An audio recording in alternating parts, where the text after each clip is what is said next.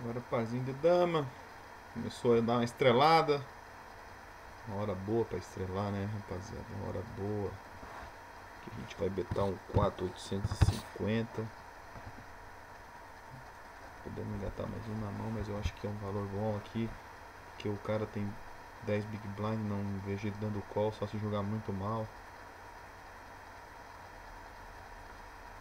Aqui esse par de dama aí tem que jogar pra frente. A gente tem que jogar pra frente.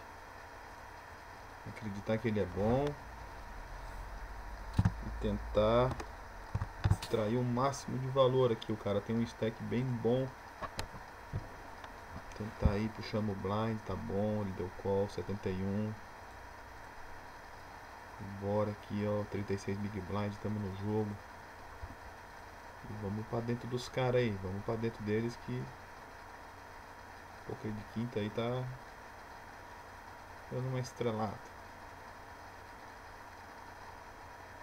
Cadê o nosso candidato aqui? Cadê aqui? A Jumeira! Esse rei! Coisa linda! Jumeira dando sorte.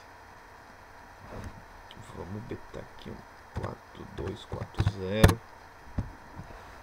Esse rei aqui nós vamos afundar. Essa hora aí, ó. Calça de veludo, bumbum de fora. Vamos pra cima dos caras. Fode. Vamos ver aqui o nosso amigo russo. Aqui alemão. Estamos puxando blind aí. Isso aí, cara. Vendo que size 6 podia abrir de novo, mas abrir duas seguidas, vou dar uma descansada.